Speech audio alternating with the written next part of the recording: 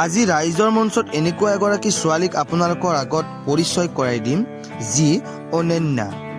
বিশ্বনাথ চাৰিআলিৰ মধুপুৰ নামৰ এখন গাঁৱৰ পৰাই গৈ বিদেশত জাৰ্মানীত নিজক প্ৰতিষ্ঠা কৰিবলৈ সক্ষম হৈছে। তেওঁ আমাৰ আদৰ্শ। আজি ৰাইজৰ মঞ্চই তেওঁক অসমৰ ৰাইজক চিনাকি কৰি নিদিলে সকলো যেন আধৰুৱা হ'ব। আহকচোন আজি আমি চিনাকি হওঁ কৰবী ভৰদ্বাজৰ সৈতে।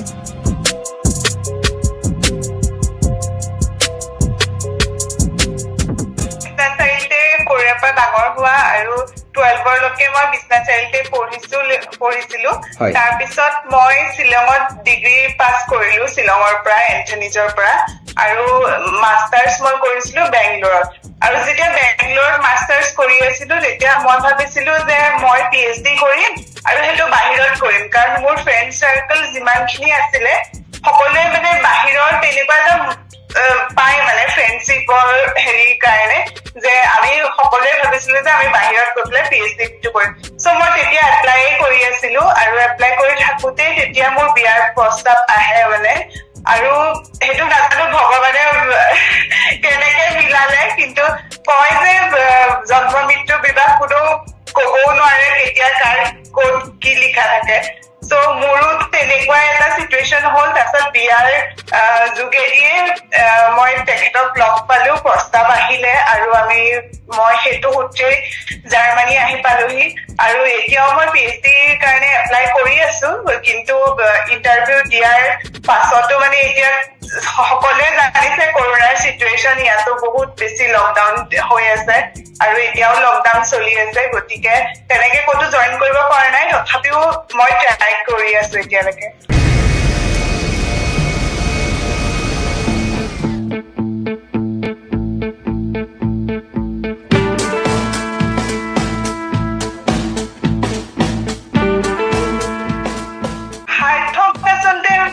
ক'বলৈ গ'লে সাৰ্থক এটা বহুত বেছি ডাঙৰ এটা ৱৰ্ড হয়, আৰু মোৰ ক্ষেত্ৰত মই ভাবো যে মই এতিয়ালৈকে সাৰ্থক নহয়। কাৰণ মোৰ মায়ে সদায় কয় যে সাৰ্থক যোনদিনাখন তই ভাবি লবি যে তই এইটো বস্তু জীৱনত এইটো বস্তুৱে লাগে আৰু এইটো বস্তু পাই গলি, গতিকে তই আৰু নেক্সট ডে যদি তই ভাবি লও যে তই আজি সাৰ্থক, নেক্সট ডে পৰা তোৰ কাম কৰিব মন নাযাব। গতিকে মই ভাবিছো যে মই জীৱনত যিমানখিনি কৰো সদায় মই সেইটো ভাবিয়ে কৰো যে মই এতিয়ালৈকে একো সাৰ্থক নহয়, মই মোৰ জাৰ্নি জাষ্ট ষ্টাৰ্ট কৰিছো আৰু মোৰ বহুত কৰিবলগীয়া আছে, আৰু সেইটো ভাবিয়ে মই আগবাঢ়ি যাম বুলি ভাবি আছো। গতিকে এইটো প্ৰশ্নৰ উত্তৰ এইটোৱে হ'ব যে মই এতিয়ালৈকে সাৰ্থক নহয়।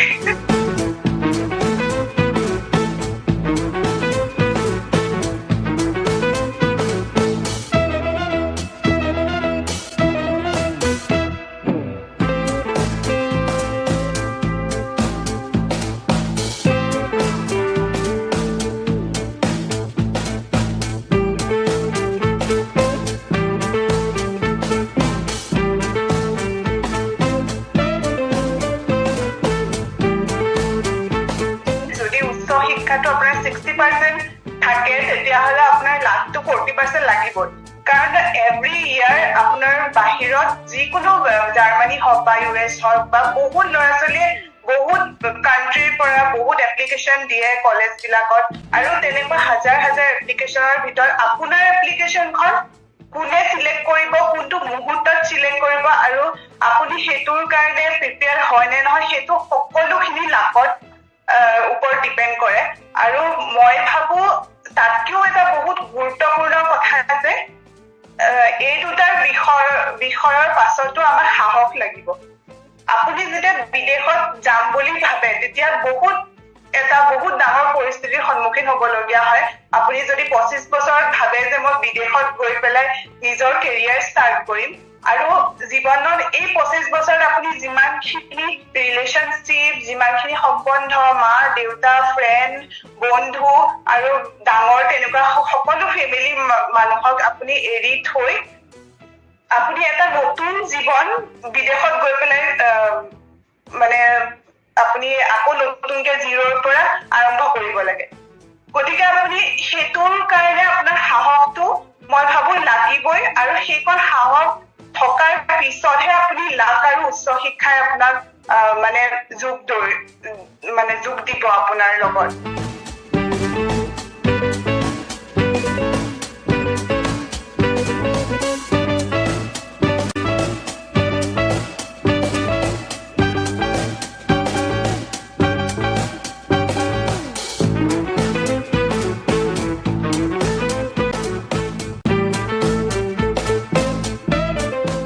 মাকে কি কয় শুনো আহকচোন। প্ৰথমতে ভাবিবই পৰা নাছিলোঁ এনেকুৱা এটা দিন আহিব আৰু এনেকৈ ইমান দূৰলৈ মোৰ বুকুৰ মুকুতা এটুকুৰা দূৰলৈ পঠাম।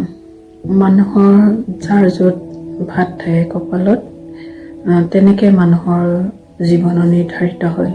জাৰ্মানী এখন উন্নত দেশ পৃথিৱীৰ ভিতৰত, সকলো দিশতে আগবঢ়া আৰু সকলো শিক্ষা দীক্ষা জীৱন ধাৰণৰ মানশৈলী সকলো উন্নত ধৰণৰ। সেইকাৰণে মই তেনেকুৱা এখন সুন্দৰ ঠাইত বাস কৰিব পৰাটো সৌভাগ্যৰ কথা বুলিয়ে ভাবোঁ।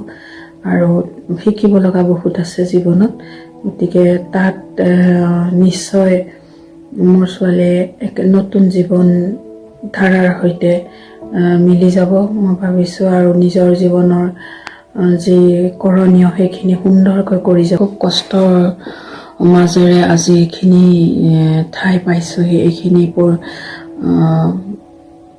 এইখিনি সময় আমাৰ মাজলৈ আহিছে বহুত কষ্ট, দীঘলীয়া কষ্টৰ মূৰত আজি প্ৰায় 30 বছৰীয়া জীৱন যাত্ৰাত এতিয়া এইখিনি আমাৰ জীৱনলৈ ভাল দিন অহাৰ এটা সুন্দৰ পৰিৱেশ আমি পাইছোঁ।